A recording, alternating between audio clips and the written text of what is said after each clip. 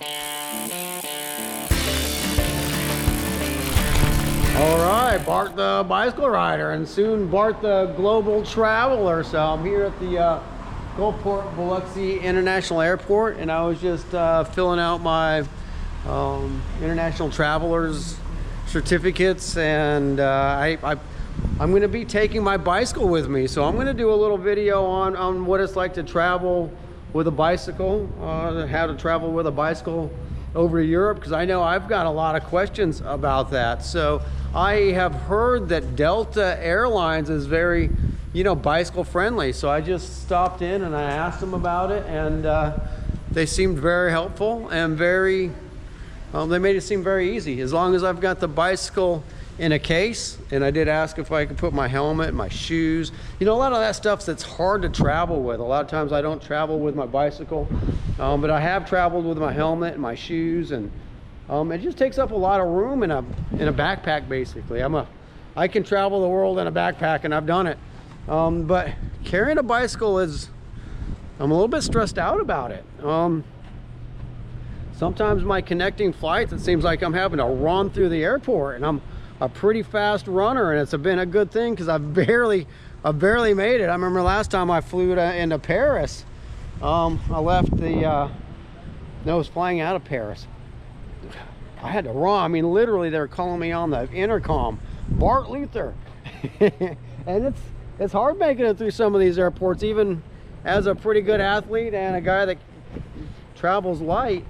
And now I've got to carry this big bag with me. I mean, this big hard case. I don't know, I've never done it before, and I'm a little bit stressed out about it. You know, I've carried fishing poles to Belize, and you get to Belize and your fishing poles are gone. So that's one of the reasons I'm not bringing my new Trek Madone Gen 8, and I'd love to have that bike in Europe, but I'm not bringing it because I don't know quite how this is going to go. So maybe you guys saw the video, I bought my old Specialized Diverge race bike back, and I'm going to take that to Europe with me. One, because it's got a 2x drive system.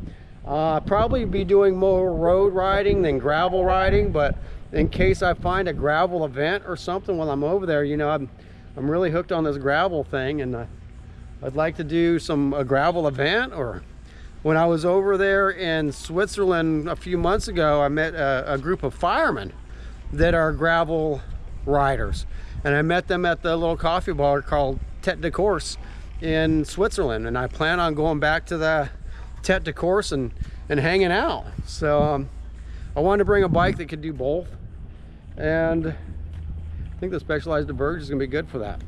And in the long run, if I lose a bike in Europe, I'd rather lose an old Specialized Diverge, which still has a lot of value. I mean, it's a carbon fiber Specialized Diverge. I did through some of you guys saw I threw some Super Team carbon wheels on there, but you know, it's not a brand new $8,000 bike, you know, so I don't want to lose it. And that bike and I have a lot of history together, but I think it'd be a good choice to take over there with me. But that's what this video is about, is how to take the bike to Europe. For a guy that normally travels super light, I've now got to travel with this big bike case, and I believe I check it in here in Gulfport, and I pick it up at my final destination, which will be Geneva, Switzerland. How that gets transferred from plane to plane to make it there at the same time I arrive, and once I arrive, my itinerary is very fast paced. So I'm doing the last 2 stages of the Tour de France. I'm not racing, obviously, in the Tour de France. When I tell people that, maybe I need to say it different because they think I'm going to race in the Tour de France. You guys that are watching this probably know more about bicycling and realize that you've got to be the best in the world to race the Tour de France. And even though I think I'm a pretty good cyclist, I'm not the best in the world. I'm not even the best locally. So I take it as quite a compliment when people think that I can go and race the Tour de France, but that's a different level. But I do get to, you know, ride and enjoy, and the last two stages of it. And so as soon as I get there, I'm going to be going straight to Nantua, France, for I believe it's stage 20th, and then after stage 20, I spend the night in Nantua, and I have to hop on a train. No, I'm not spending the night. I'm going on a train that night to Paris, so I could be on the Champs-Élysées. I need to learn how to pronounce that correctly. But basically the final day of the Tour de France, stage 21. And I will be literally there with a tour company. I'm going to do more. I'm going to do a whole video on that. Basically at the start-finish line. So I'm really stoked about this stuff. But that means that my bike has got to be at the airport when I land, because I already have transportation arranged. And if it's not there, I got to be able to pick it up a couple days later when I get back to Geneva, Switzerland. So there's a lot of logistics to go into world traveling with a bicycle, and I know a lot of people do it. It's just the first time for me, and I'd like to share my experience. Luckily, the Gulfport International Airport, I'm so lucky to, is a fantastic airport. It's half the time when I go through the line, people recognize me from the bike shop. I just showed up an hour early for my global entry interview and international travelers certificate. And you know, sometimes when you're dealing with government agencies, like, you've got to be there right on time, and then they make you wait. And I showed up an hour early, and the gentleman was very kind to me. Gave me my interview, took all my fingerprints, looked at my background, got all my information, got me out of there because I have a dermatology appointment here pretty quickly. So I'm very impressed, one, with our international airport here in Gulfport, two, with the TSA official that was able to get me in a little bit early, unplanned, and three, with the girl behind the counter at Delta Airlines that's told me to relax. It's not going to be a problem. Bring your bike. If you have any problems, we're going to help you day of.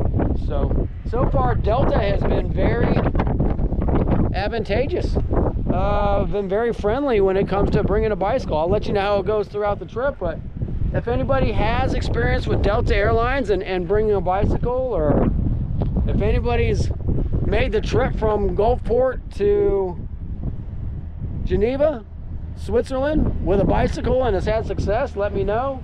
I'm curious about this. I'm going to take my YouTube viewers with me through this process, and then of course around Europe on the search for the global cycling culture, pockets of cycling throughout the world that are fun, just like people wouldn't know about Biloxi, Mississippi being an amazing cycling destination if you hadn't heard it on the YouTube channel, because you can't Google that kind of information.